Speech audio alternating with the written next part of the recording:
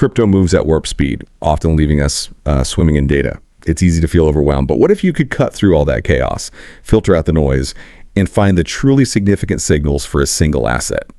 Today, we're doing exactly that. We're embarking on a deep dive into Avalanche, or AVX, a cryptocurrency our sources suggest is currently consolidating, but showing some tantalizing signs of a significant move. We've pulled together everything from granular technical analysis and on-chain activity to high-profile institutional interest and even community whispers to give you a truly comprehensive picture. Right. Our mission today is to answer one crucial question for you. Is AVX truly on the cusp of a major breakout? Is it a genuine challenger to established giants like Ethereum, or is it just consolidating before maybe another dip? We'll explore the diverse factors driving its current performance, how it stacks up against the broader crypto landscape, and specifically, against that major competitor. What's compelling here is how many different data points are beginning to align, suggesting a critical juncture for the asset. You'll find that a lot of seemingly disparate information is actually telling a very similar story. It's quite interesting. Okay, let's unpack this then. Let's start with Avalanche's current position. Our sources show AVX's price hovering right around $24 and $24.72. Yeah. It's consistently described as navigating a critical juncture and consolidating within a pretty tight price band. This isn't just random fluctuation. It's a very specific market behavior that analysts are watching closely. Yeah, exactly. This consolidation phase is incredibly significant. Think of it like a spring being compressed. Buyers and sellers are reaching a temporary equilibrium, with trading volume often tapering off a bit as the market builds pressure. As one source describes it, this period is often seen as coiled energy, typically preceding a significant directional price move. And despite some recent minor bearish signals in momentum, the overall bullish trend structure for AVX remains firmly intact. That's key. So if this spring is indeed coiling, what's the immediate forecast for you to keep an eye on, like short term? Okay. For the very short term, say within the next week, targets are projected around $25 to $26, and looking a bit further out, maybe a month to 6 weeks. Some analysts are forecasting a range of $27 to $32. Reaching the higher end could mean an upside of over 32% from current levels. That's pretty substantial. It is. It's important to note, however, that not all predictions are aligned. There's always some variation. We've seen a more conservative long-term target of $22.06 from Benzinga, which contrasts sharply with these more aggressive outlooks. The interesting thing is the current price already exceeds that conservative target, which suggests maybe that analysis is a bit outdated, or perhaps just overly pessimistic given AVX's resilient performance above key moving averages recently. This raises an important question. Are some traditional analysts, struggling to keep pace with an asset demonstrating unexpected strength? That's a great point about staying current, especially in these dynamic markets. Let's zoom in now on the technical analysis. This is where charts and indicators give us clues about potential future price movements, right? Exactly. If we look at the broader technical picture, AVXX is trading above all its major moving averages. That's generally a positive sign. For instance, the 200-day simple moving average, or SMA, that's a widely watched long-term trend indicator, sits at $21.39. That provides some strong foundational support underneath the current price. And the clustering of shorter-term moving averages around $24.15, $24.24. That further underscores the current consolidation. It really highlights that a decision point is very near. Okay, so with the price consolidating, I'm curious about the momentum indicators. What might point to a breakout? What is the relative strength index, or RSI, telling us about AVX's capacity for upward movement? Right, the RSI. It measures the speed and change of price movements, looking for overbought or oversold conditions. Right now, it sits in neutral territory, around 50.99. This is actually a pretty good sign because it means there's ample room for upward movement without AVX immediately becoming overbought. An overbought signal could otherwise suggest an imminent pullback. So neutral is good here. Now, if you look at the ED histogram, that's the moving average divergence, basically a momentum indicator. It does show a minor bearish momentum currently. But here's the nuance, and this is important consolidations. In a phase like this, MACD often acts as a lagging indicator, meaning this temporary dip often resolves quickly as the market is simply, making up its mind and gathering strength, rather than signaling a fundamental shift in trend. And you also have the upper Bollinger Band at $26.09 acting as an immediate resistance level, like a ceiling that needs to be watched. Okay, that makes sense. So for the bullish scenario to really take hold, what are the crucial technical milestones AVX needs to achieve? What should you be looking for as signs of this coiled energy releasing upwards? Well, a key level to break is $25.99. That seems to be the immediate hurdle. And crucially, this needs to happen with volume confirmation. So significant increase in trading activity alongside the price rise. That validates the move. Additionally, AVX needs to hold the $24.17 support zone. That's the floor right now. And the RSI should ideally maintain above 45 during any pullbacks.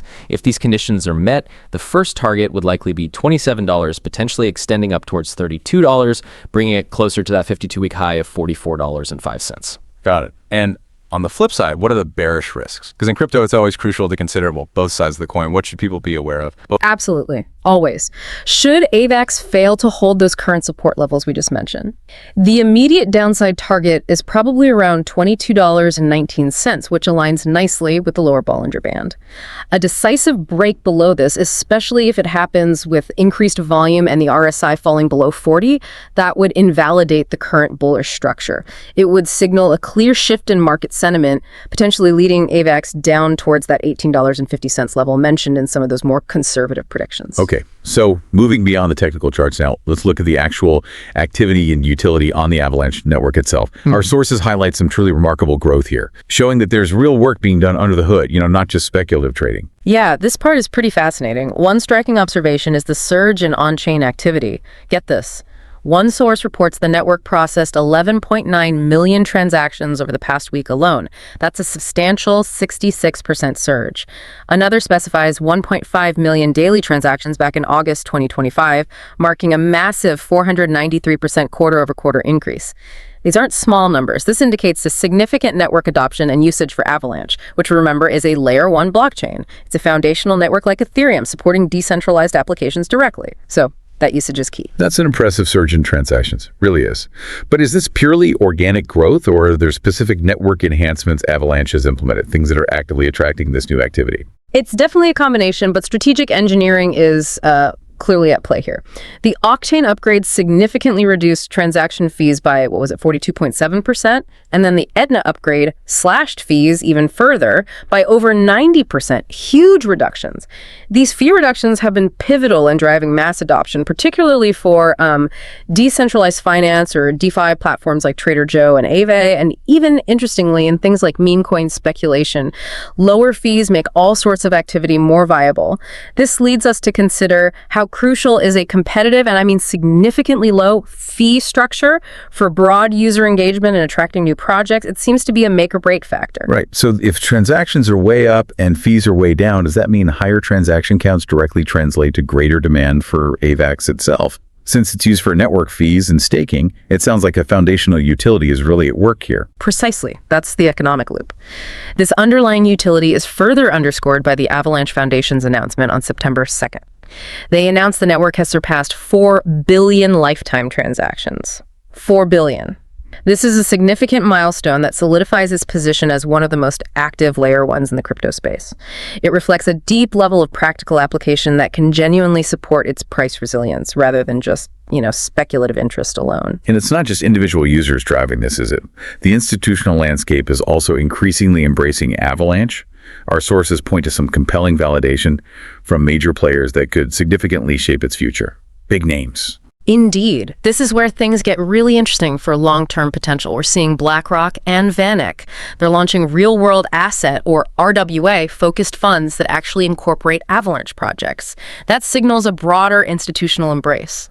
Additionally, Skybridge Capital plans to tokenize $300 million on Avalanche, further cementing its role in this burgeoning RWA ecosystem. And what's compelling here is that Avalanche's unique value prop for these big players isn't just speed or low fees, though that helps. It's also its customizable subnet architecture. This allows major firms to build their own private, compliant blockchains on Avalanche without sacrificing the security of the broader network.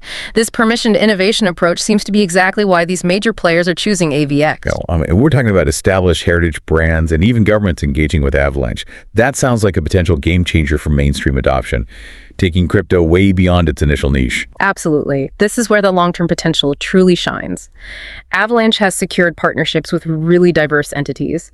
like Bowmore Whiskey for tokenized bottles, Toyota Blockchain Lab for mobility prototypes, and even fintech innovators like Simplex for stablecoin proof of concept, along with megabanks like SMBC for stablecoin services in Japan. These aren't just small startups, these are global established players actively exploring the network's utility. It's significant validation. And beyond these specific partnerships, there's also notable regulatory and cultural adoption, which is absolutely crucial for long-term viability, right? For truly embedding into the global economy.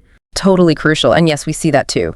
The approval of JPYC, which is a yen-backed stablecoin, on Avalanche under Japan's revised Payment Services Act. That's a significant regulatory achievement. It embeds AVAX right into the country's financial infrastructure. That's huge.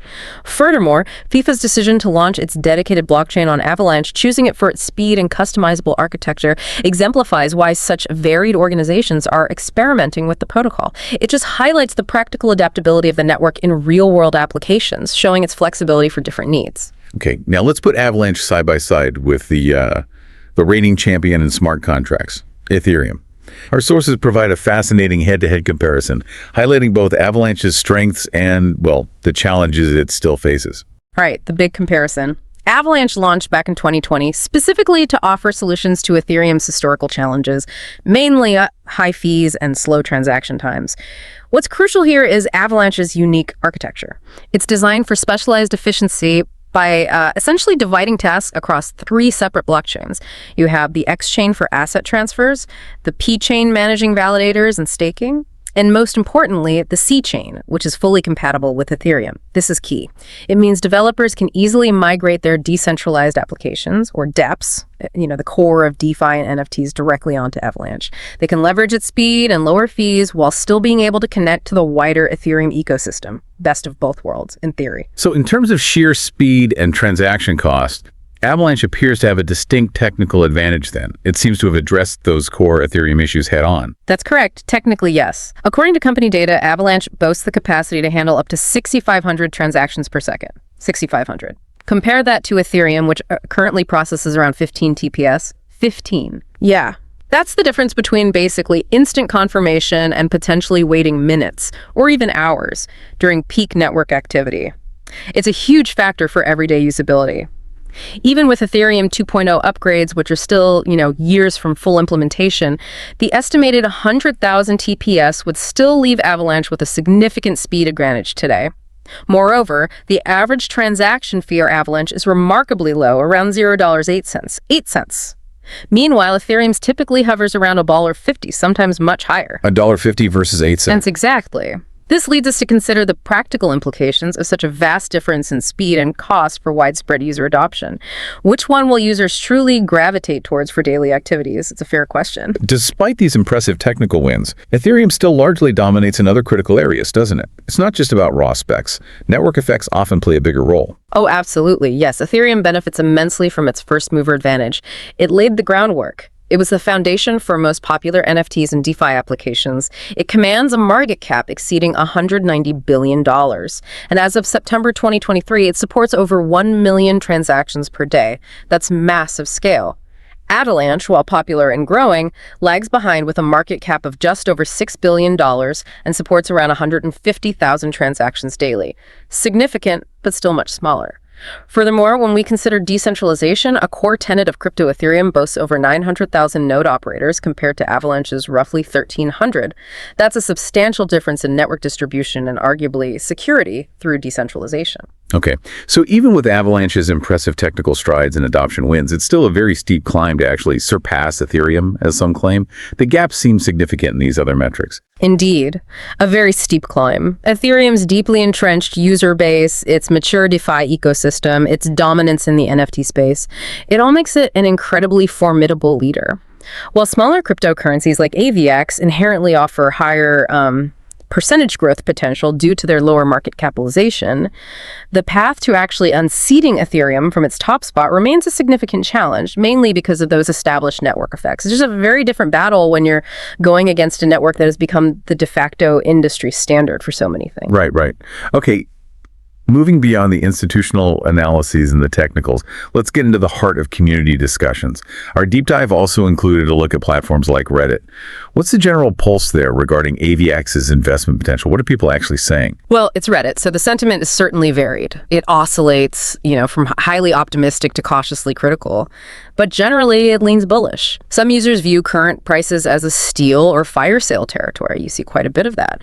They're making bold predictions that AVX will be well over 2K and beyond eventually, which is, well, very ambitious. Or more modestly, perhaps, a realistic potential to earn around 50% more, around $75, $80, citing factors like an upcoming altcoin season or just being in a general bull run. The enthusiasm among some community members is definitely palpable. Yeah, 2K sounds incredibly ambitious. Were there any specific narratives or maybe rumored events fueling this level of optimism within the community? Things not widely reported elsewhere, perhaps? Yeah, there are a few key narratives driving this. One is the strong emphasis on real-world asset, or RWA, tokenization. You see users noting Avalanche is building the platform the right way to handle big money partnerships.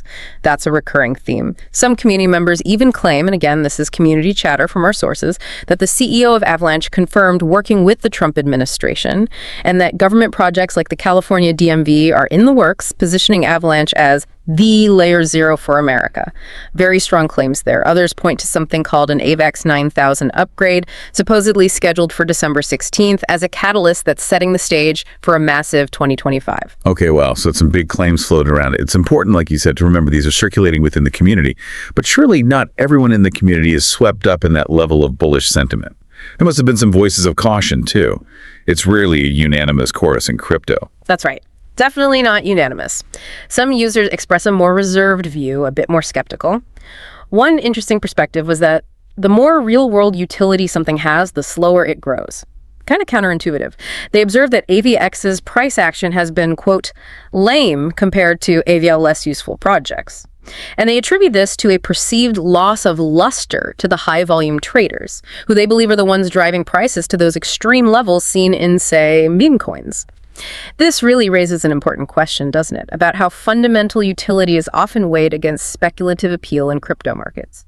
Do the useful assets sometimes get left behind by pure hype? It's a fascinating question, the utility versus hype dynamic.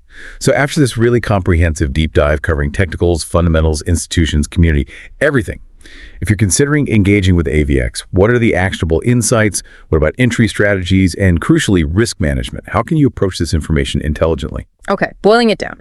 Based on the current technical analysis we discussed, a layered entry approach seems to offer the best risk-reward ratio. Don't go all in at once. An immediate potential buy zone is identified between $23 and $24, which is close to that SMA 20 support confluence we talked about. Now, for more aggressive traders, buying on a confirmed break above $25.99 with volume confirmation is an option, though naturally that means reduced upside potential compared to buying lower down in the consolidation zone. More conservative investors might consider waiting for a pullback, perhaps to the $22.50, $23 zone, before establishing positions. Patience might pay off there. And in a volatile market like crypto, risk management is absolutely paramount. Cannot stress that enough. It's not just about when to buy, but how to protect your capital if things go south. Absolutely, 100%. The sources strongly advise setting stop losses below $21.50. That aims to limit potential downside to approximately 10% from current levels, which is a defined risk. Furthermore, position sizing should probably be conservative. The suggestion was a maximum of 2-3% portfolio allocation for this particular idea. That's given the overall medium confidence level attributed to this prediction in the analysis we looked at. It just ensures you're not overexposed to any single asset in such a dynamic and, let's face it, often unpredictable market. What a deep dive. Seriously, we've meticulously unpacked the technical signals pointing towards a potential AVX breakout.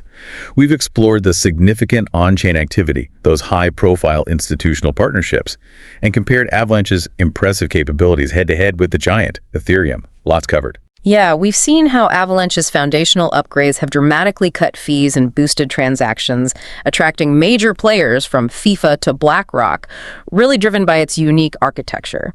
The narrative around real-world asset tokenization and even potential government projects is certainly gaining traction among the community.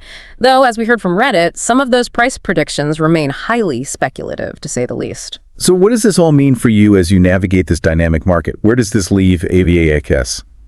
Avalanche certainly appears to be at a critical decision point, doesn't it? With a compelling blend of technical readiness, strong fundamental growth, and that escalating institutional interest. It really leads us to consider this. In a world where scalability, cost efficiency, and real-world utility are increasingly prized, how much will a robust technical foundation and those strategic partnerships truly impact an asset's long-term market perception and price, especially when competing against established giants like Ethereum? It leaves us to wonder if Avalanche's tortoise approach, as that one Reddit user put it, focusing on fundamental utility and steady growth will ultimately gain significant ground, even if it doesn't quite win the entire race overnight against the Ethereum hair. Something to think about.